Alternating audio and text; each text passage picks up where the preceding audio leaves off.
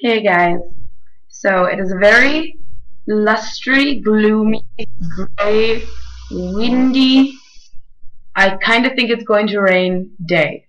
That's a lot of adjectives. Adjectives.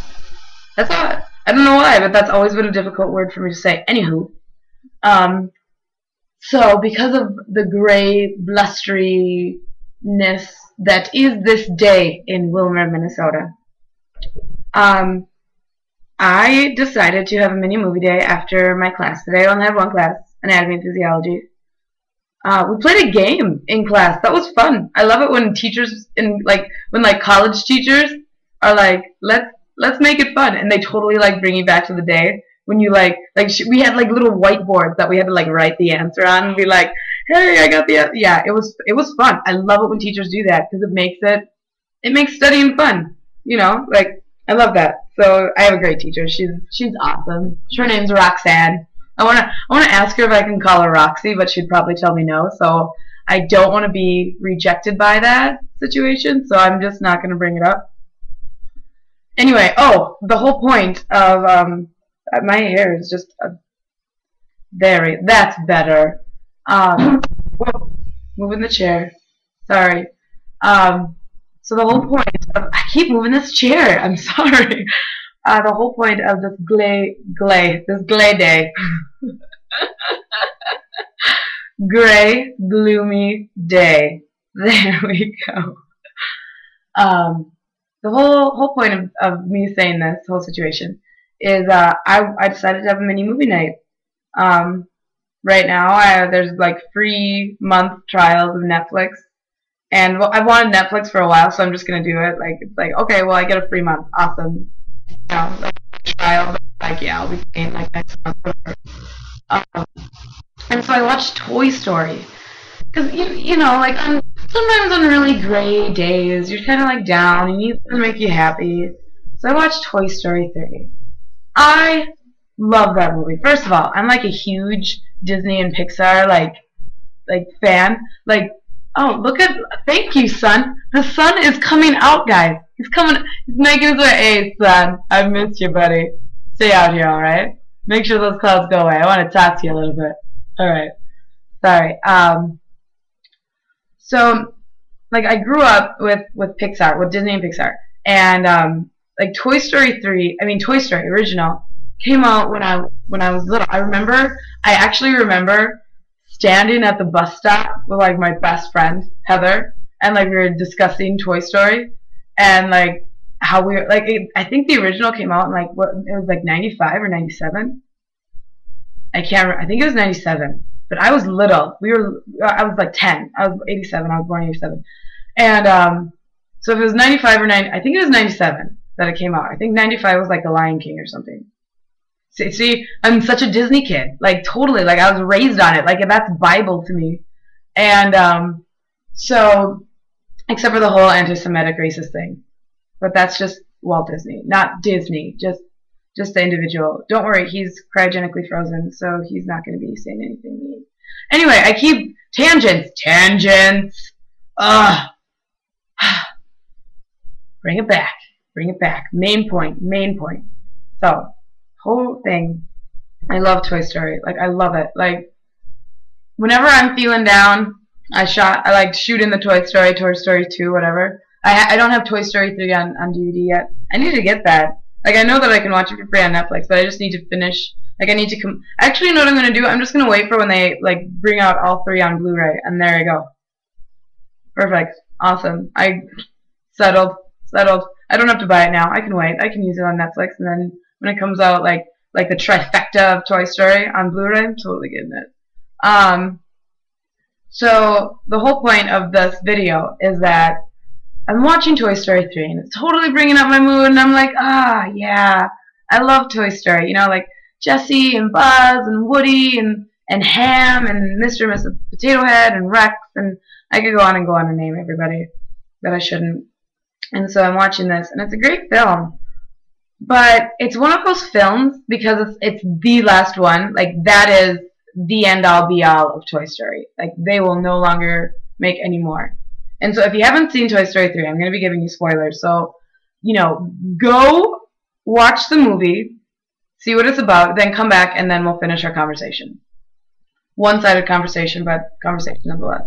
And so, like, it gets to that point when they all escape from Sunnyside, but then they get into the landfill, and they're going into, like, the furnace where they're burning all the garbage, and they don't know how they're going to get out, and so they all grab each other's hand. Like, from that point on in the movie, it is, like, sap story. Like I'm honestly like a maple tree in Vermont when, like, and if they, like, plugged holes in my eyes and put buckets underneath, you would have, like, 12 buckets full of tears on each side 3 times over, because that's how much I cried from that point on.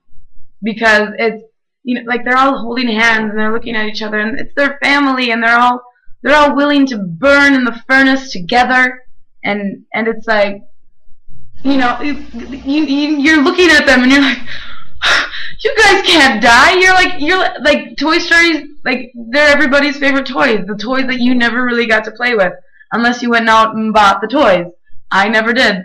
And so, like, you're just like, oh, don't. And then, you know, they get saved by the crane or the claw, the little alien dudes that they're weird. Anyway.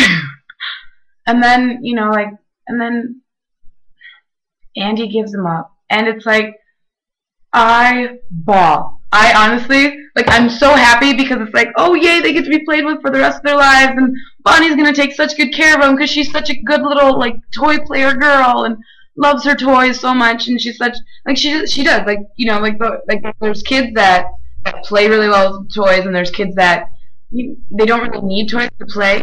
And there's, you know, there's nothing wrong with that. Like, all kids play differently. And she's one of those good kids that are, like, I'm not saying kids that play with toys are good. But anyway, she plays with toys really, really well. And, you know, and it's just like, she plays with them just like how Andy did. And it's like, I'm so happy. Like, he can't, you know, he has to say goodbye to his toys and leave his childhood behind. You know, like and start. And